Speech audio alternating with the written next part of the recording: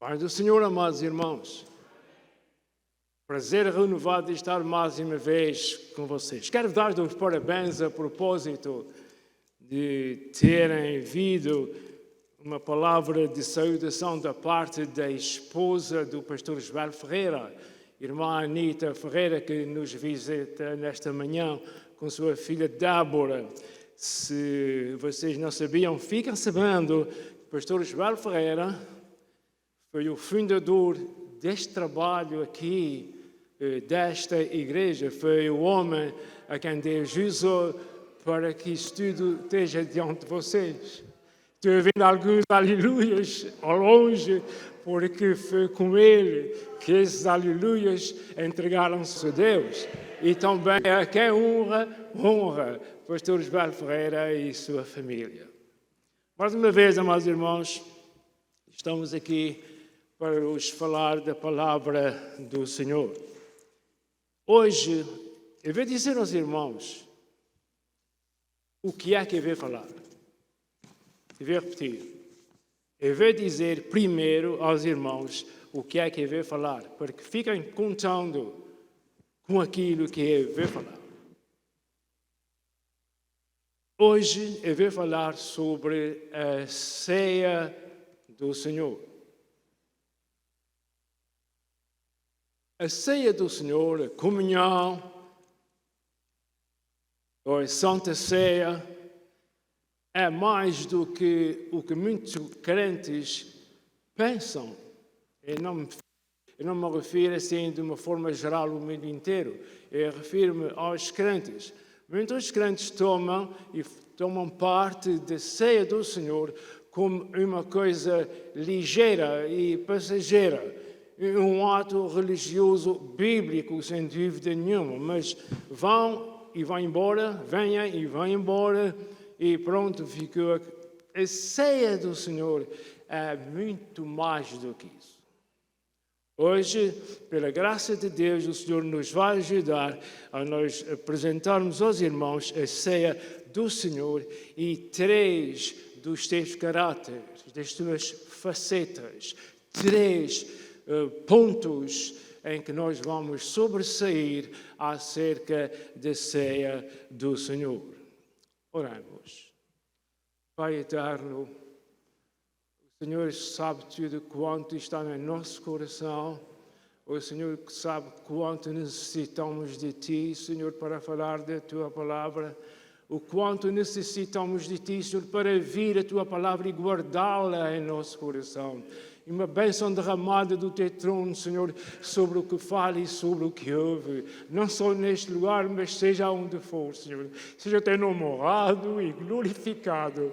No nome santo de Jesus, nós já Te agradecemos por tudo. Os amados irmãos dizem, amém. Nós vamos fazer uma breve leitura no primeiro livro aos Coríntios, primeira epístola de Paulo aos Coríntios, no capítulo 11. Aliás, no famoso capítulo 11 de 1 Coríntios. Vamos ler os versos de número 23 e 26. Mais uma vez, 1 Coríntios, capítulo 11, verso 23. Porque recebi do Senhor o que também vos ensinei. Isto é, o apóstolo Paulo que está falando. Está escrito.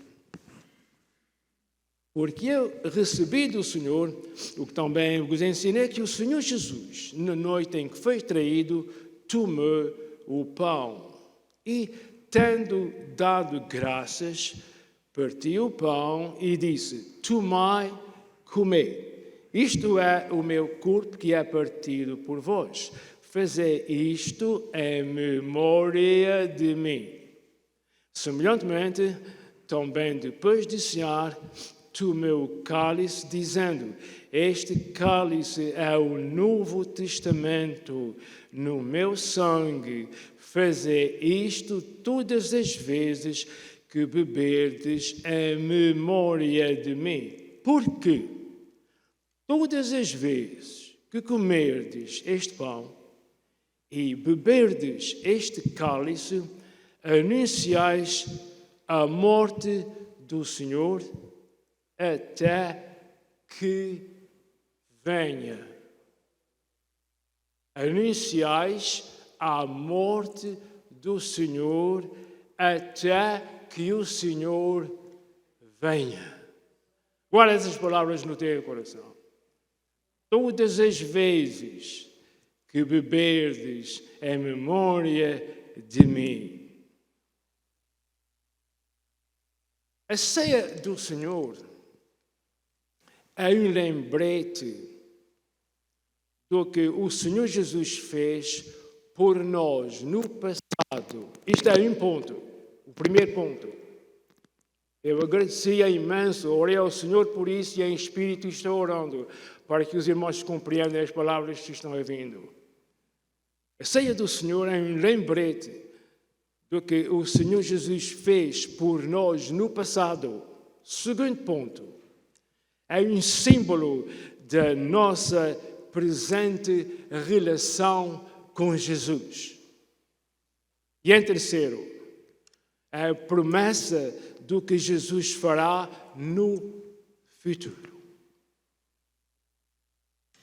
Vamos então ver esses 3 pontos.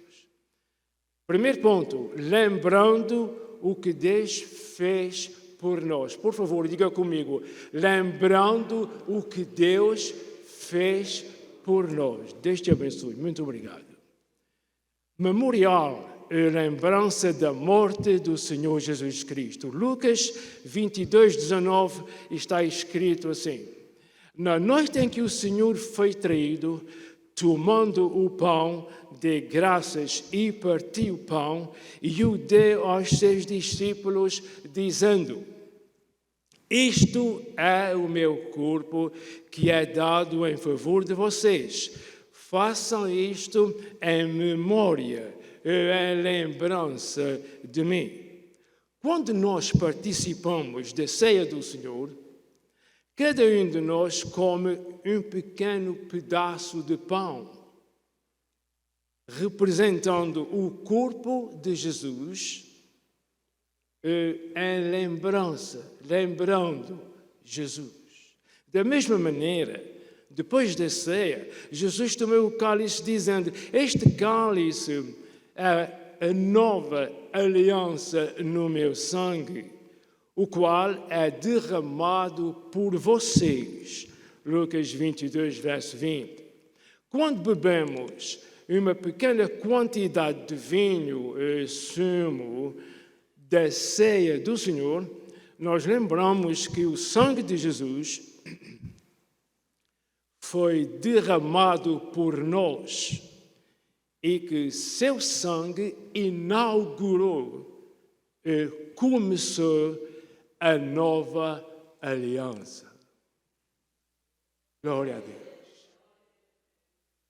Assim como a velha aliança do tempo da lei, Moisés, etc., assim como a velha aliança foi selada com a aspersão de sangue animal, a nova aliança foi estabelecida com o sangue de Jesus. Glória a Deus. Hebreus 9, 18 a 28. É uma longa leitura, leia na sua casa ou em casa, como for. O apóstolo Paulo disse, e está escrito em 1 Coríntios 11, 26, sempre que comerem este pão e beberem deste cálice, vocês anunciam a morte do Senhor até que Ele venha. A ceia do Senhor aponta para a morte de Jesus Cristo na cruz. Então, o que vamos pensar afinal? A morte de Jesus é uma coisa boa ou não?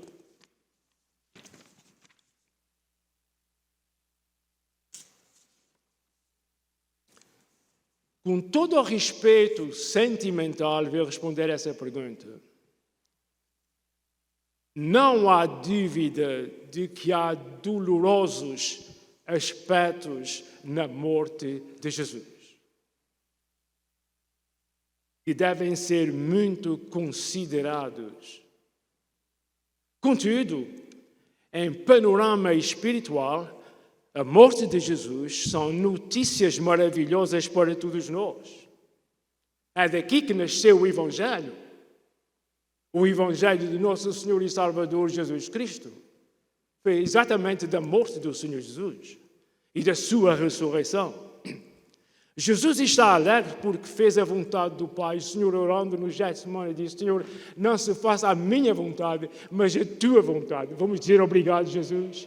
Te louvamos, meu Senhor. Com isto, mostra o quanto Deus nos ama, tanto, que deu seu Filho para morrer por nós. Estou falando acerca da ceia do Senhor.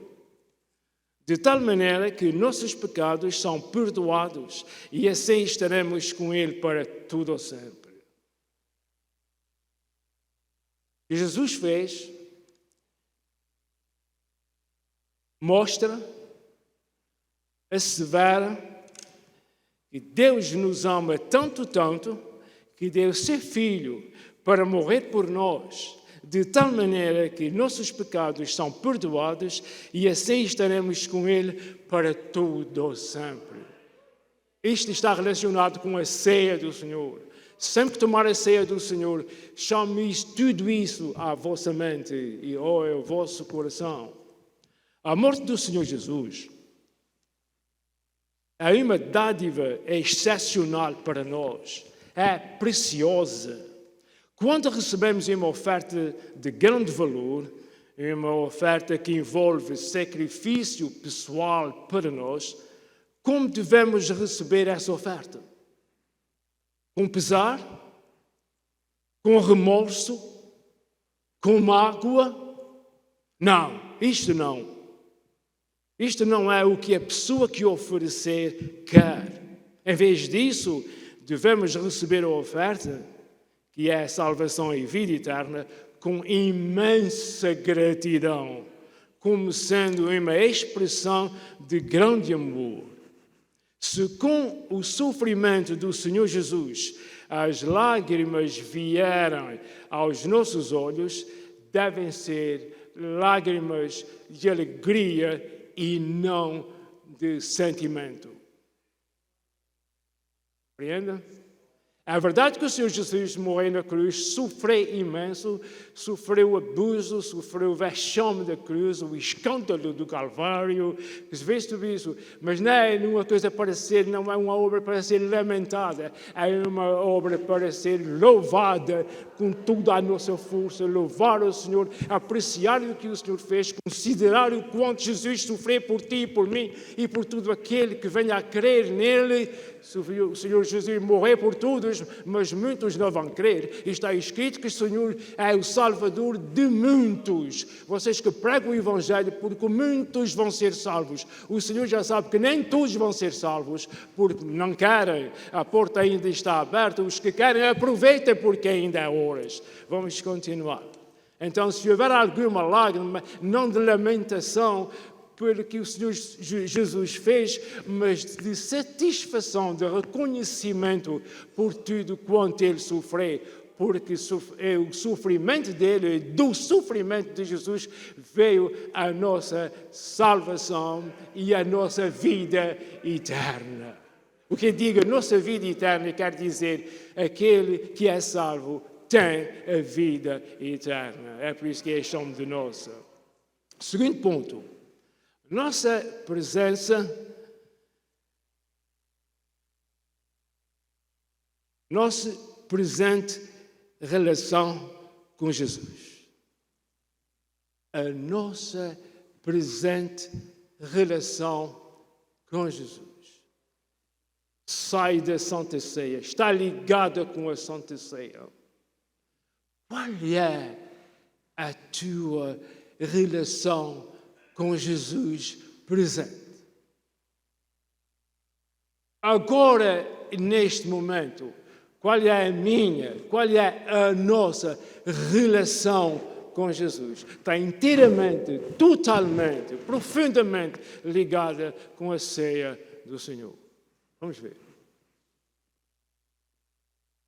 A ceia do Senhor tem alguma coisa a ver com a tua relação, com o teu amor, com a tua dedicação para o Senhor? Tem ou não tem? Diga-me isso sem palavras. Diga-me isso sem palavras. É preciso ter coragem para falar assim.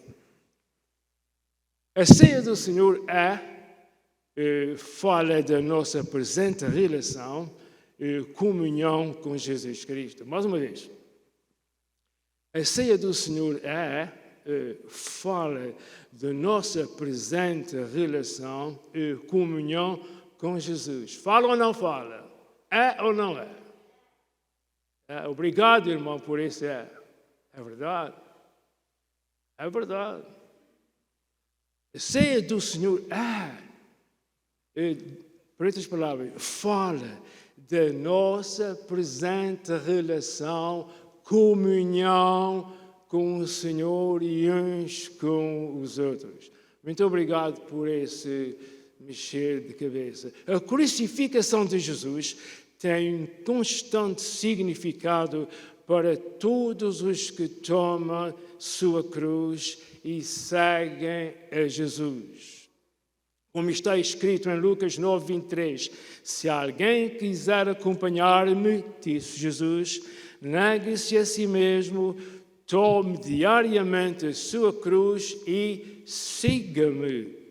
O salvo, o que já deu sua vida a Jesus, continua a participar da morte de Jesus e na nova aliança. O salvo está continuando, está vivendo, participando na morte de Jesus e na nova aliança, porque participamos da vida de Jesus. Participa da vida de Jesus, participa da morte de Jesus. Fica ouvindo, fica sintonizado, para ter próprio benefício.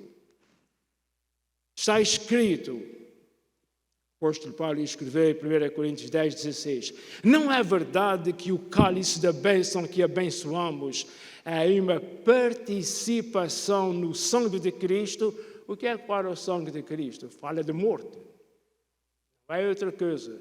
E fala de vida. Se há coisas maravilhosas, são as coisas eternas, são as coisas de Deus. Muitos dizem que a Bíblia se contradiz. A Bíblia não se contradiz. A Bíblia não é uma escritura como um jornal ou como uma revista, seja lá o que for.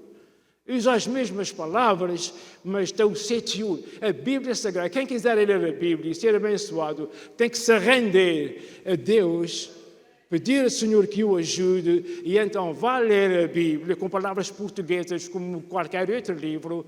As colocações é que são diferentes. Vai ler a Bíblia e vai ser abençoado, mas tem que ser com o auxílio do Espírito Santo. Por isso Deus, Jesus, mandou o Espírito Santo para estar com todos aqueles que estão interessados em saber alguma coisa relacionada com Deus e com os céus. Então, não é verdade que o cálice da bênção que abençoamos é uma participação no sangue de Cristo e que o pão que partimos é uma participação no corpo de Cristo? Sim, certamente, apóstolo Paulo, isso é uma realidade. Na ceia do Senhor, nós mostramos que partilhamos com Jesus Cristo.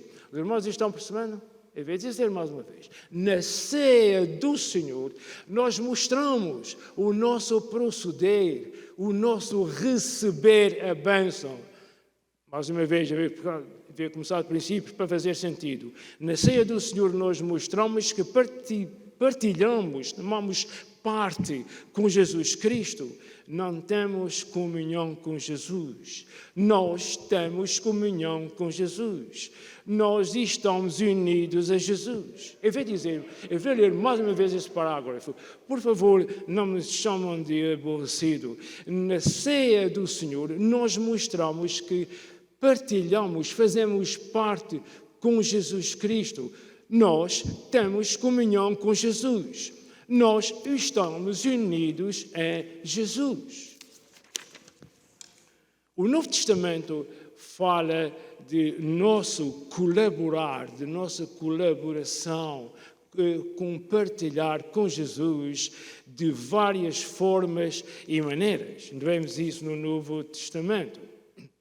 Por exemplo, em Gálatas 2:20 está escrito: foi foi crucificado, o apóstolo Paulo. São palavras do apóstolo Paulo que ficaram escritas na Sagrada Escritura. Foi crucificado com Cristo. Quantos já leram que Paulo foi crucificado com Cristo?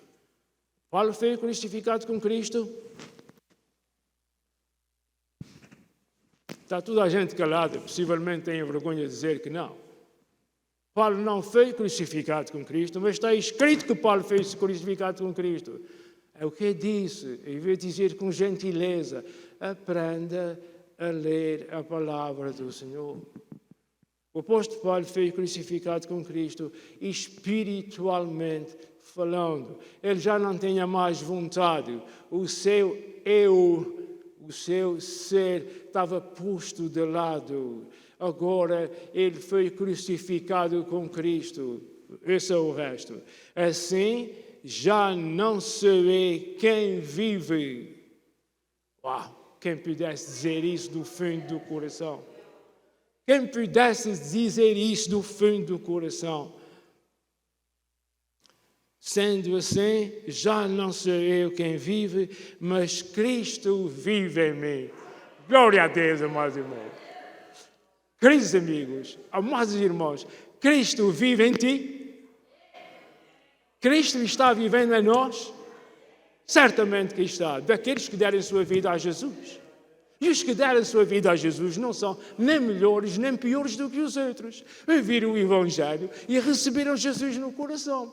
E o resto o Senhor vai fazendo juntamente conosco. E nós vamos cooperando juntamente com o Senhor. Porque afinal acabamos sendo um com o Senhor.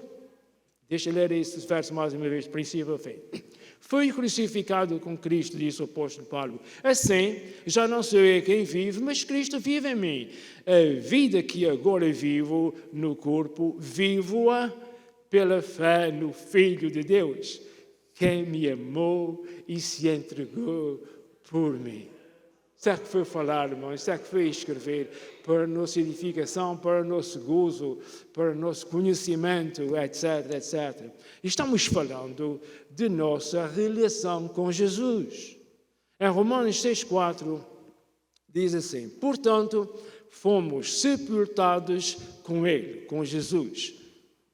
Quem é que foi sepultado com Jesus? Sinceramente, quem é que foi sepultado com Jesus? Há pouco tinha sido crucificado com Jesus e agora está dizendo que foi sepultado com Jesus. Espiritualmente falando. Se nós pensarmos bem nisso, nós estamos engrenados. Engrenado é uma palavra relacionada com mecânica. Estamos ligados, entrosados uns com os outros. Isto é, estamos em Jesus e Jesus está em nós. Romanos 6,4. Portanto, fomos sepultados com Jesus na morte pelo batismo. Não venham com conversa, que o batismo não é importante. O batismo é importante. Jesus disse aos seus discípulos: ide por todo o mundo e pregai o Evangelho. Aquele que crer e for batizado será salvo. Ainda que há o batismo, que é o verdadeiro batismo, do qual fala o batistério. O batistério é a representação física do verdadeiro batismo em Cristo. Nós fomos batizados em Cristo. Se eu tivesse aqui um copo com água, eu pegava num rabeçalho e metia assim dentro do copo com água. Eu já fiz isso mais do que uma vez, mas agora já não há copos. Nós estamos colocados em Cristo. Diga glória a Deus. Porque isso é obra, isso é um trabalho de Deus. Glória ao Senhor, obrigado, Senhor. Estamos crucificados, estamos no Senhor, engrenados no Senhor. Deixa eu ler isso mais uma vez. Portanto, fomos sepultados com Jesus na morte pelo batismo. Este batismo aqui, necessariamente, é o batismo que Paulo fala dele, em que nós fomos mergulhados no próprio Senhor Jesus. Mas eu não posso alargar com isso agora. A fim de que, assim como Cristo foi ressuscitado dos mortos por meio da glória do Pai, também nós vivamos uma vida nova. Isso merece mais algumas palavras. Irmãos, prestem atenção agora ao que eu vou ler. É uma repetição do que eu acabei de falar. Mas às vezes nem 3 vezes é o suficiente para nós guardarmos.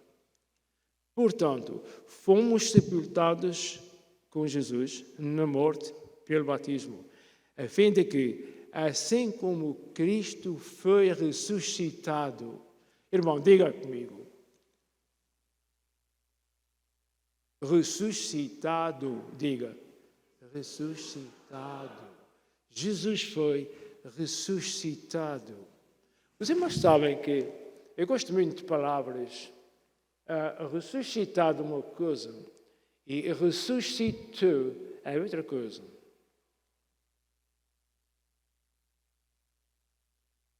Jesus ressuscitou, mas Jesus foi ressuscitado por Deus. Jesus fica disto para o mundo inteiro. Teria todo o prazer de saber que o mundo me estava vindo. Jesus morreu na cruz. Não falta escritos e ensinos que Jesus foi para o sepulcro desmaiado. Jesus não foi desmaiado para o sepulcro. Jesus foi morto. Jesus morreu. Jesus deu a sua vida para nós termos a vida de Jesus. Jesus morreu a nossa morte para nós termos a vida de Jesus. Jesus morreu para arrebentar com a morte. A morte não é uma pessoa, mas parece-me ser um ser. A morte já não tem poder, porque a ressurreição do Senhor Jesus terminou com tudo isso. Se o diabo soubesse tanta coisa antes do Senhor Jesus morrer, ele teria feito tudo para Jesus não morrer. Mas Jesus morreu e a prova está que Jesus foi ressuscitado pelo Pai. Jesus não se ressuscitou assim porque estava morto. Glória a Deus porque o Senhor deu a sua vida para salvar o mundo. Glória a Deus, irmãos. Certamente que essas palmas é para Jesus, também posso dar. Eu gosto muito dessas palavras, isso aparece várias vezes. Então, assim como Cristo foi ressuscitado dos mortos, alguém ressuscitou a Jesus, foi o Pai. E dessa justificação, dessa ressurreição, desse Jesus ter ressuscitado, vai ser a nossa justificação. Somos justificados pelo sangue de Jesus, através da ressurreição. Somos justificados pela fé, diz a Bíblia. Somos justificados por Jesus Cristo, diz a Bíblia. Mas porque houve a ressurreição. Ressuscitar é uma coisa, a ressurreição é outra coisa. Bom, vamos partir daqui, mas fique bem claro que o Senhor Jesus ressuscitou, porque Deus o ressuscitou e o tirou do porco para nossa justificação, é o que ensina a palavra do Senhor. Louvado seja o Senhor, louvado seja Deus. Sabe o que é? Deus olha para um pecador, miserável pecador como eu, que não tinha direito à vida eterna, olha para ele, não só o sangue de Jesus perdoa os pecados, mas a ressurreição do Senhor Jesus o faz justificado. O melhor juiz deste mundo ou desta cidade pode fazer muitas coisas com um réu. Pode condená-lo, pode fazer não sei o quê, não ser advogado nem juiz, mas ele não justifica ninguém.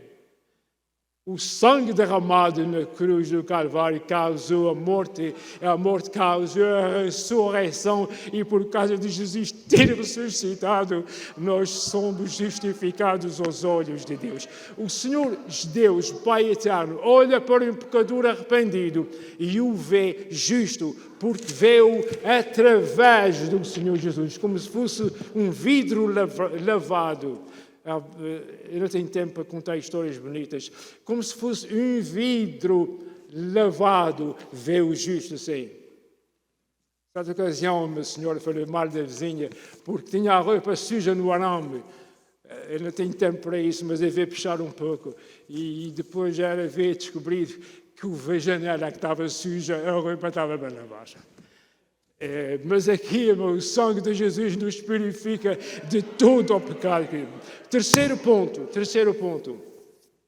A ceia do Senhor encerra em si a promessa do que o Senhor fará no futuro. Já falamos de hoje, agora termina a terceira. Não faz favor de aguentar o ponteiro do relógio. A ceia do Senhor encerra em si a promessa do que o Senhor fará no futuro, incluindo a vinda de Jesus. Desta vez, Jesus disse em Mateus 26, 29, eu vos digo que, de agora em diante, não beberei deste fruto da vida até aquele dia em que beberei o vinho novo com vocês no reino de meu Pai. Haverá um grande banquete messiânico, amados irmãos, uma ceia de casamento, entre aspas. Neste caso, o pão e o cálice serão uma miniatura, uma amostra do que será a maior celebração de vitória em toda a história. Sabem quando é? Lucas 13. Pessoas virão do Oriente e do Ocidente, do Norte e do Sul, e ocuparão 6 lugares à mesa do reino de Deus. Quem é que ganhou esse lugar para ele? Jesus. Apocalipse 19, 6, 9. Então eu vi algo ao som de uma grande multidão, como o estrondo de muitas águas e fortes trovões que bradavam. Aleluia! Pois reina o Senhor, o nosso Deus, o Todo-Poderoso. Verso 7. Regozijemo-nos, vamos nos alegrar e dar-lhe glória, pois chegou a hora do casamento do Cordeiro. Quem é o Cordeiro? Jesus. Quem é a noiva que casou? Grita e diz. Quem é a noiva que casou? A igreja. A igreja. E a sua noiva já se aprontou, verso 8, para vestir-se foi-lhe dado linho fino, brilhante e puro. O linho fino são os atos dos justos, dos santos.